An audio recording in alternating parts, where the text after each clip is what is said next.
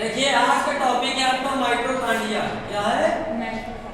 जैसा कि हमने बताया था जो प्लांट सेल होता है, कौन? प्लांट सेल में माइटोकॉन्ड्रिया जो एक very important part of the उसका होता है। और बताया था हमने माइटोकॉन्ड्रिया को ही कोशिका का विद्युत ग्रह या पावर हाउस कहा जाता है। क्या कहते हैं?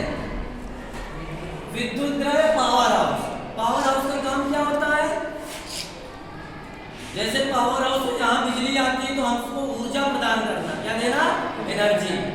पावर मीन्स होती है शक्ति, ताकत, ऊर्जा। समझ में आया? तो माइटोकॉन्ड्रिया को कोशिका का क्या कहते हैं? विद्युत ग्रह या ऊर्जा कहते हैं। ऊर्जा देने वाला एक कक्ष, कमरा। पावर हाउस इंग्लिश में कहते हैं, हिंदी में विद्युत ग्रह। इसके आकार के बारे में समझिए। ये देखिए जूते के आकार का होता है और लाइट के सूज किसकी तरह होता है? जूते के आकार का होता है। बनाना वेरी इंपॉर्टेंट है। 2 से 4 नंबर का क्वेश्चन आपका आएगा कि माइटोकॉन्ड्रिया का सचित्र वर्णन करिए और नामांकित चित्र भी बनाइए। तो माइटोकॉन्ड्रिया को हिंदी में आपको कहते हैं सूत्रकणिका। क्या कहते हैं? सूत्रकणिका। कभी कभी हिंदी में पूछ दिया जाता है कि सूत्रकणिका का सचित्र वर्णन करिए।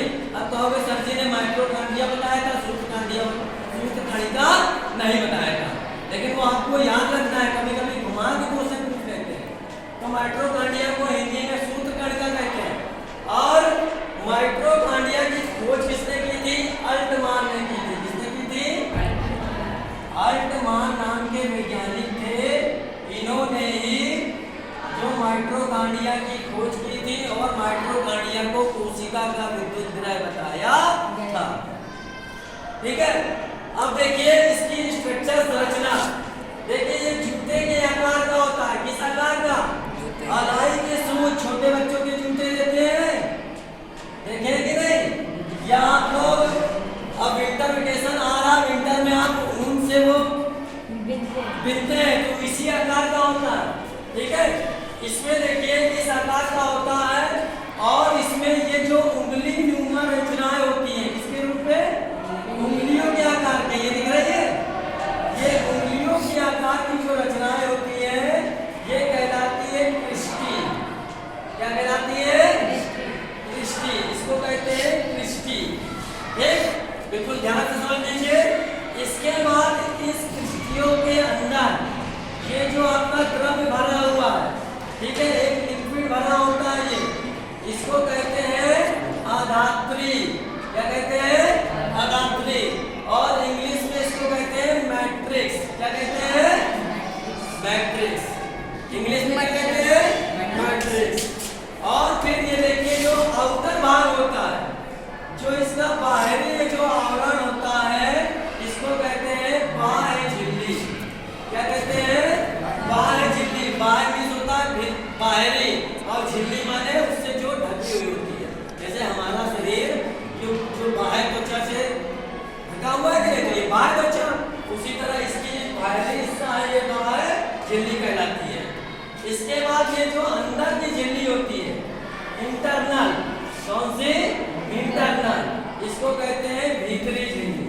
क्या कहते हैं? भीतरी झिल्ली, जो अंदर की तरफ होती है। यानी कि हमारे स्किन के अंदर भी एक झिल्ली होगी, उसको कहते हैं इंटरनल यानी आंतरिक, और ये एक्सटर्नल यानी कि बाहरी झिल्ली। ठीक है। तो आपको समझ में आया कि ये इस जो द्रव्य पदार्थ बना होता है उसको कहते हैं क्रिस्टी।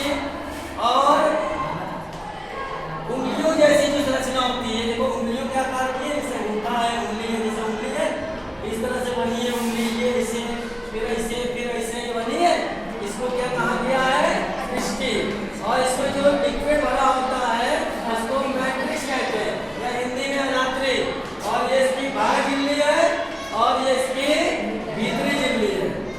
और ये जो अंदर का भाग होता है, ये वाला, ये अंतर झिल्ली अवकाशिका। अवकाशिका यानी कि खाली जगह है। अवकाश, अवकाश माने छुट्टी, या अंतरा अवकाश मतलब होता है खाली जगह। ये खाली जगह दिख रही है, तो ये आपका क्या है, खाली जगह।